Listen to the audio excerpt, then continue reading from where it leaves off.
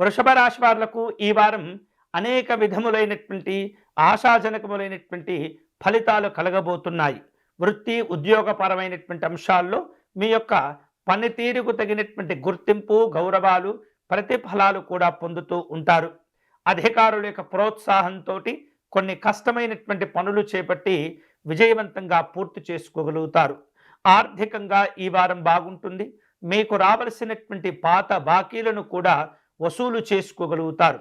ఇక వ్యాపారపరమైనటువంటి అంశాల్లో నూతన పెట్టుబడులు లేదా నూతనమైనటువంటి ఒప్పందాల విషయంలో తొందరపడకుండా అనుభవజ్ఞుల యొక్క సలహాలు, సూచనలు తీసుకొని వాటిల్లో ఆశించినటువంటి లాభాలు పొందే ప్రయత్నం చేయండి. అలాగే విద్యార్థులకు కొంత ఈ వారం కష్టంగా ఉన్నప్పటికీ కూడా ఏకాగ్రతతో వ్యవహరిస్తే కనుక సమస్యలను తగ్గించుకోగలుగుతారు.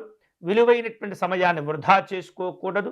కాలం యొక్క విలువను తెలుసుకుని జాగ్రత్తగా ఉపయోగించుకునే ప్రయత్నం చేసినట్లయితే అత్యుత్తమమైనటువంటి ఫలితాలు పొందగలుగుతారు. అలాగే ఈ వారం కుటుంబ పరంగా చూస్తే ఈ యొక్క వృషభ రాశి వాళ్లకు కొంత అనుకూలంగా ఉండేందుకు సూచనలు కనిపిస్తున్నాయి.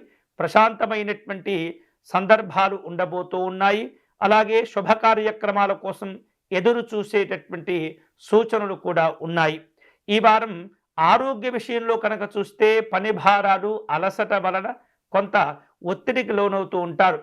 అటువంటి ఒత్తిడిని, అలసటను దూరం చేసుకునేటటువంటి క్రమంలో మంచి ఆహారాన్ని తీసుకునే ప్రయత్నం చేయండి. తగినటువంటి విశ్రాంతిని కూడా తీసుకునేటటువంటి ప్రయత్నం చేయండి. అనుకూలంగా ఉంటుంది. దంపతుల మధ్య అనుకూలమైనటువంటి వాతావరణం ఏర్పడి కుటుంబపరమైనటువంటి అభివృద్ధికి చక్కగా ఉపయోగపడుతుంది.